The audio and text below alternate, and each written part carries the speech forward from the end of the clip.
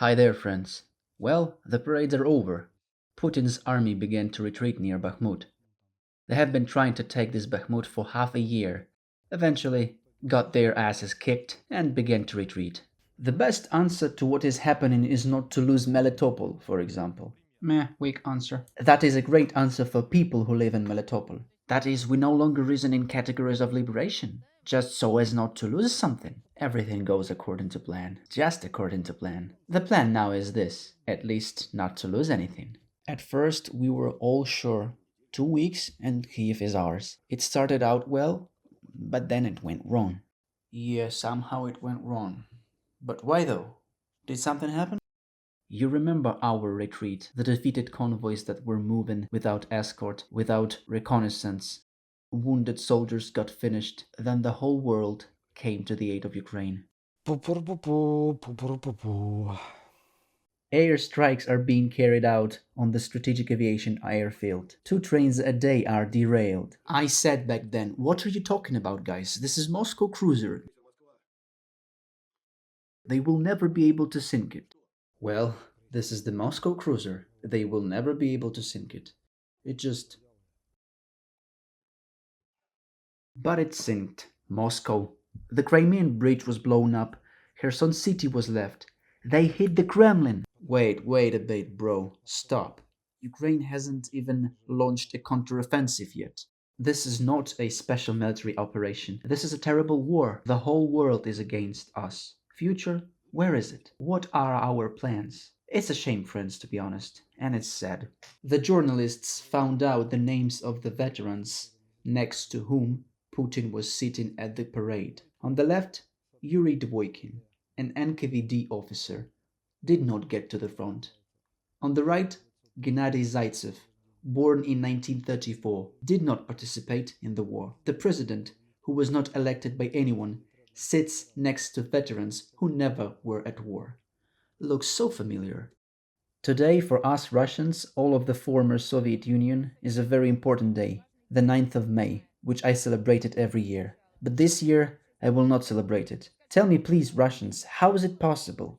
First, our future was stolen from us, and we just kept silent. We were gagged with cheap handouts. Now the past has been stolen from us, and we are silent again. We rejoice at these handouts that the oligarchs give us. Tell me, please, how in a country with such money, with such opportunities, gas, oil, we don't have elementary things in our houses. We don't have heating, we don't have toilets. Why are you putting up with it? Why are you sending your children to a worthless war that we don't need? Why are you silent? Why do you keep silent? And you know what's the worst? The worst thing is that I understand the responsibility, the collective responsibility that I will bear with you. I understand that I have no future, I have no past, and that I will be collectively responsible for mistakes. I hate what's going on, and I am absolutely not proud of my country anymore. I'm not proud of myself. I'm not proud that I'm Russian. Everything that happens is destroyed. You understand? We destroyed everything. We destroyed the most precious thing that we had. My grandfather, he was at war. He would now roll over in his grave if he saw everything that was happening. Ukraine has always been side by side with us, and now we are fighting against our own people, killing our own kind. We have slipped into such an abyss from which I no longer see a way out. I don't see a future anymore. Me, my children, my grandchildren, and probably great grandchildren will be responsible for everything that we do now, because this is a collective responsibility.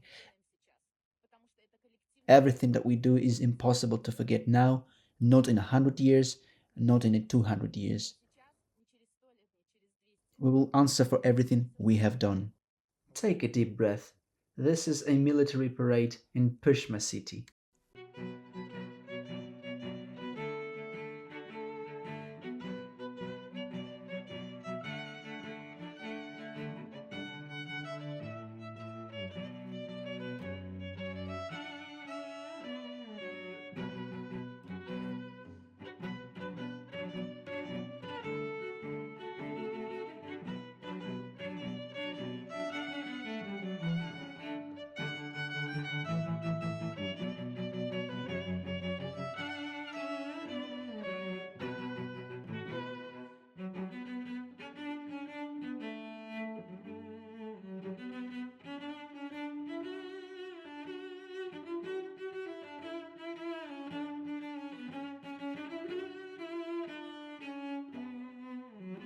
This is what I mean by demilitarization.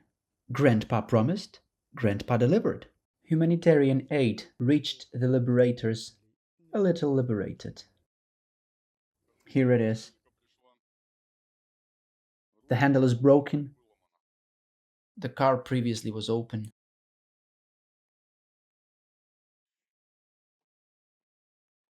Humanitarian aid.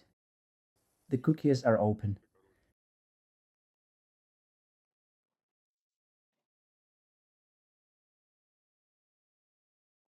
The ignition switch is broken.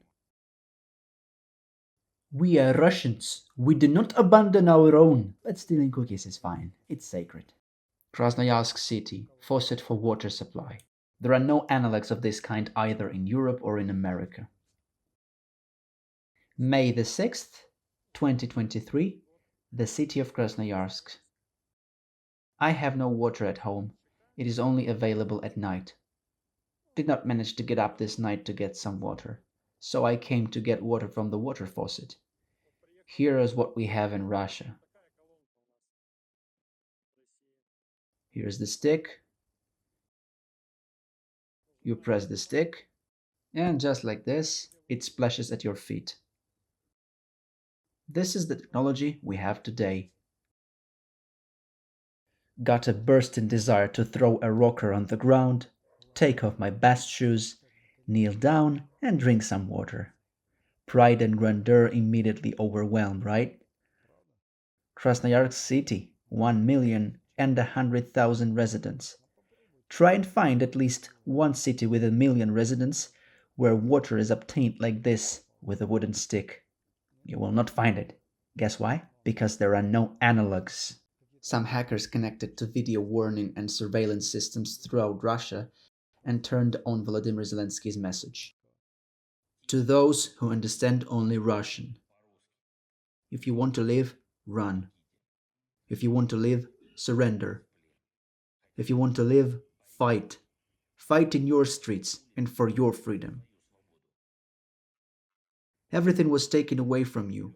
Or do some of you have oil derricks, palaces, vineyards, or maybe you have yachts or some kind of bank? What are you even fighting for? You only have loans, something to devour in the evening, and now mobilization. Fight for what is yours. Do not meddle in our land, in our soul, and in our culture.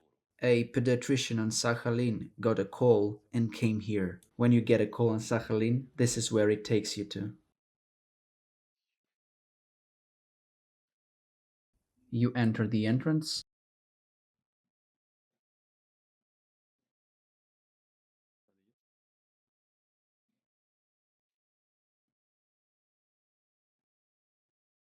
What kind of a building is it? Well, yeah, something like this. Well, yeah, this is Sakhalin, 40 kilometers from Japan. And this is Japan, 40 kilometers from Sakhalin. Yeah, something like this.